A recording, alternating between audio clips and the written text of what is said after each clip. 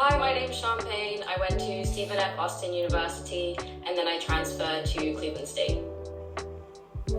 So, Sian, tell me a little bit about your junior playing career. What type of tournaments did you play? Was it more national tournaments? Did you play any international events? What did that look like? Yeah, I mostly played national tournaments and a few international ones. When you had the injury, was it before then, was pro tennis kind of the goal? Were you thinking at all about American college, or was that not really like on the cards before the injury? Because I actually had something similar when I was 17. I also had a major injury that took me out for like that year basically. So I know that it's hard to deal with, especially when you're so young. Would you say that was did you start thinking about other options because of that injury? Yeah, I definitely think so. I mean, in the beginning I definitely wanted to at least try and play pro just to see how it would go. It wasn't like I was thinking I would be top 10 or anything, but I just wanted to give it a go. And then I think when I first got injured I was considering America, but then I ended up having 2 surgeries and it ended up being a lot worse than I thought it would be. So then I wasn't even sure if I could play tennis again. Oh, wow. So then I was like, I don't even know if I can go because of the injury. So I was really unsure right up until I got in contact with Pippa, to be honest. Wow, okay. And how did you kind of come about hearing about Pippa and Stars and Stripes as an agency? Was it from other people? I think I had seen her, I think we were friends on Facebook, and then I was seeing her post, and I saw that she'd helped a couple of players who were around my age. Yeah. And I think when I was going to America, she was starting to get more and more players signed up with her. So then, I think it was mostly just from social media, to be honest. Okay. And then, so around 17, 18, you were in communication with her and then made the decision to go to American college. How did you find that process in terms of, because I didn't know anything about schools, conferences, divisions, eligibility. I was doing, online school and stuff. But do you think, working with Pippa helped you with that? Definitely. I didn't even decide to go until I think it was the fall of 2016. So like a lot of people my age were already there. They started off the fall there, but I was just recovering still. So I had like 2 months pretty much to figure it out before I would go in the spring of 2017. So I was clueless. I had no idea what I was doing. I was stressed because I knew it was going to be a rush. And Pippa was just amazing.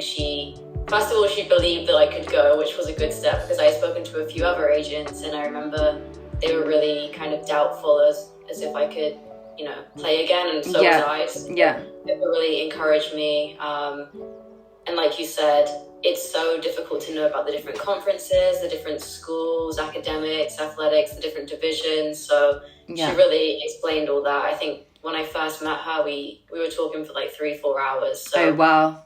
Yeah, it was just like a good, brain dump of here's how it works, here's what you need to do. Yeah.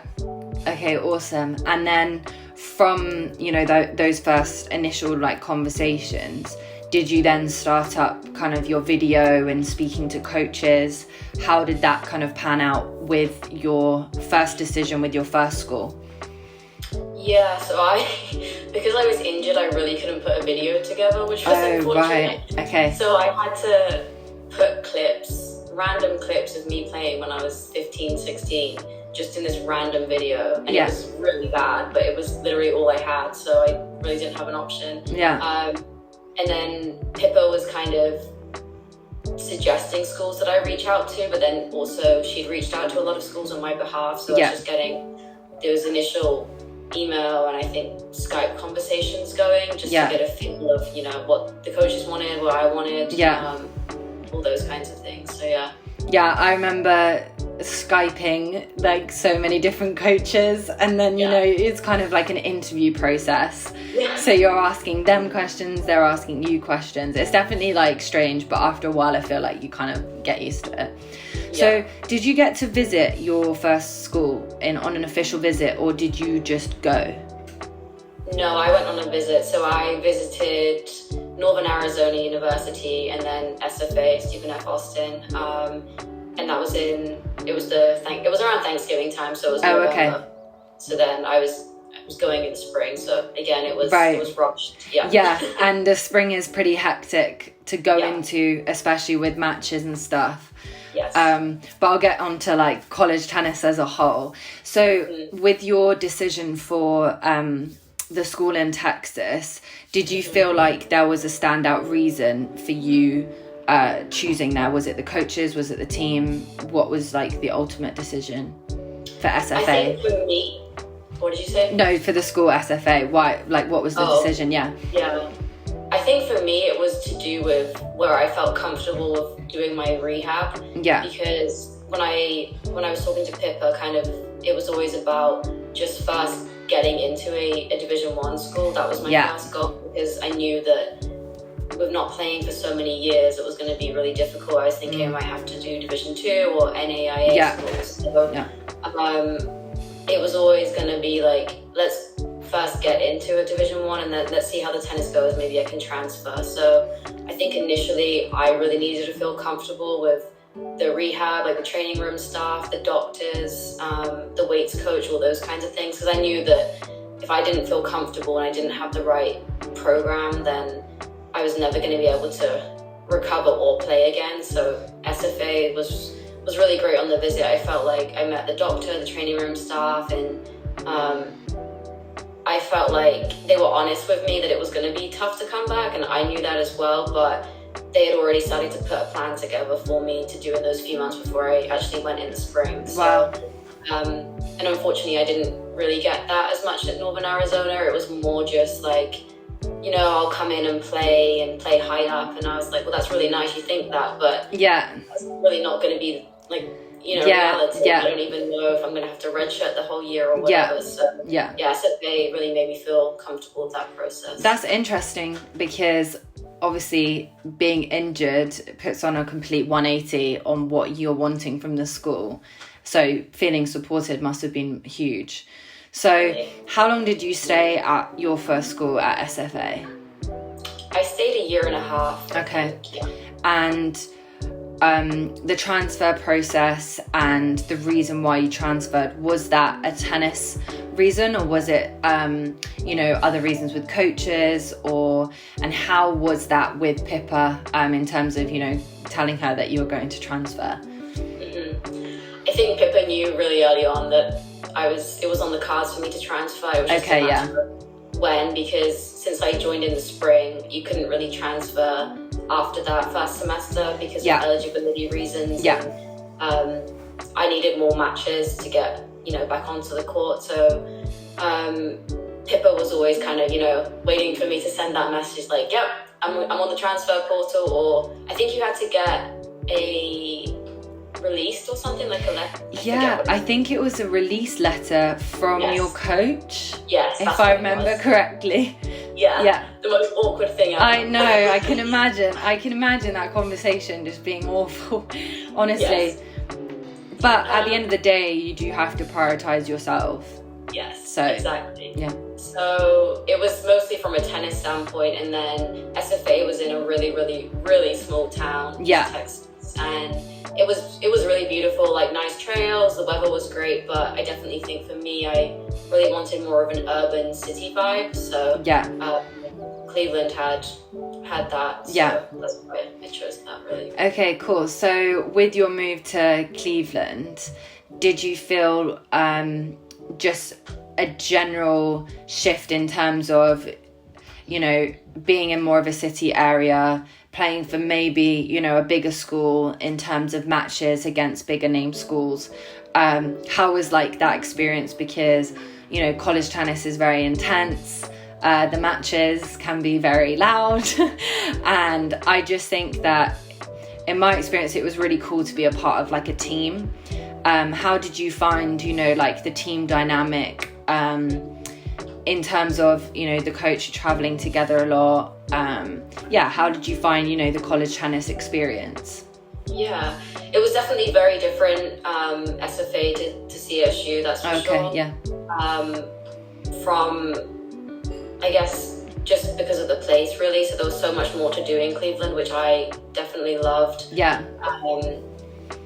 So much more to do in your spare time, free time. I felt genuinely happier and more like myself compared to how I felt when I was in Texas. Yeah. And then from a team standpoint, SFA, I always felt like the tennis team was very isolated from the rest of the campus. We were further away and we were all international, and the rest of the teams were mostly American, mostly from local areas in Texas. So yeah. I felt like we didn't really get, you know, much support and all of the cheering and chanting that goes game days. And then when I came to CSU, there was a men's team as well, so that really helped with supporting on game days. It definitely felt like more of a electric team energy, I'd say. I know. So definitely a good move for me. It's amazing like how much that can make a difference as well, just the people that you're surrounded with. And I always tell anyone who's going to the States, I'm like, make sure, you know, you gel with your coaches, you click with the girls on the team, because you really underestimate how much time you're going to be spending, because, you know, that's kind of your family. It's cliche to say, but it's true out there. So I think I honestly was just lucky because I really didn't take that into consideration as much as I think I should have. So now when anyone asks me like, oh, like I'm thinking of this school or this school, I'm like, what's the coach like? What are the girls on the team like? Okay, so now you've just completed your master's degree, so congratulations to that. What is kind of your next steps in terms of staying in the States or coming back to the UK? What's your plan? That's what I'm trying to say. I know that's such a loaded question. So I'm still here in Cleveland right now. I'm doing my OPT and I'm working. Nice. And then a lot of it just depends on if I get lucky in the visa lottery for the next step or not. So my employer will be sponsoring me for the next work visa, but just depending on, you know, if I get lucky in that process or not as to what I want to do. So kind of up in the air right now. Yeah, for sure. And do you think that being a student athlete has helped you in the work environment? A couple of the people that I've spoken to have said in terms of time management and communication skills, you know, dealing with people from different cultures, backgrounds, you get, you know, in such tight-knit groups as a student athlete, and you have to deal with balancing all these different things. Do you think that has helped you in your next stage of your life? Yeah, definitely. Like you were saying, time management has to be one of the biggest ones, because, I mean, you know how it is when you're balancing academics, you know, strength training, tennis, social life. Social life, if you can. If I can, squeeze it in a week, honestly. Exactly. And then you did a master's as well, so you know how that adds even like that extra element of it was definitely management. One of the hardest things I've had to do in terms of night class, you know, every night, and then training, and then finals is always around the same time as conference, so it's just hectic. But I think if you have good people around you, honestly, can get through any of the negative times, because I think it is important to not paint like perfect picture, because there were, you know, many times in my college career where I was like, this is tough. You know, you're traveling long hours and you've got 3 essays due, and then, you know, you've got a big match coming up at the weekend. You haven't seen a couple of your friends for a while. It is tough, but I will say I loved it. Like, in general, I'm very biased, so I think everyone should go to American uni if they want to, you know, go to college. But I just think, yes, it's tough, but yeah, I think the payoff is worth it. Definitely. But yeah, so you would say that the life experiences that you gained have helped you in the next stage of your work. Yeah, definitely, because I think a lot of it is like, it is like a business where it's like you're not always gonna 100% agree with Yes. the decisions of your coaches, their advice, your teammates. Yes. There's going to be times where you really don't feel like going to practice, Yeah. but you have to show up, you have to give your best. And yeah, so, you're not always going to be happy in the job, the workplace either. So I think that's it's just a really good skill to learn to deal with adversity, because, it's not always going to be perfect. Yeah, for sure. And final question, what advice would you give to any incoming freshmen that are going through the Stars and Stripes process with Pippa? Any like tips or just one piece of advice that you would give to them watching this interview? I really think visits are so important. That would probably be my number one piece of advice, because I kind of had a sense of what decision I was going to make before I went on the visits, but you really don't know exactly how it is until you get there, and then you get a real feel for the place, the campus, the people, teammates, coaches, and you can see how your teammates respect the coach, or how that relationship is. And I feel like most teammates are going to be honest with you when you go on a visit. Yes. You just tell them, and you're like, how is it? They're going to be like, yeah, good, you should come. Yeah. But until you really get there, you're really not going to know kind of how it is, because any coach can sell you the dream, but until you're there on the campus, you really see what it is. So that would definitely be my I completely agree. I think seeing how people interact with each other, administration, coaches, staff, I think you can tell a lot just by watching in those like 24-hour days that were packed on the visits. But I think visiting is definitely, if you can. I mean, I know there was that year of COVID when actually people couldn't visit. My sister actually included couldn't visit. So it was tough. But I think now that everything's kind of opening back up, definitely if people can go on official visits, they should. Definitely. Yeah. Yeah. All right, Sian, thank you so much for talking with me today.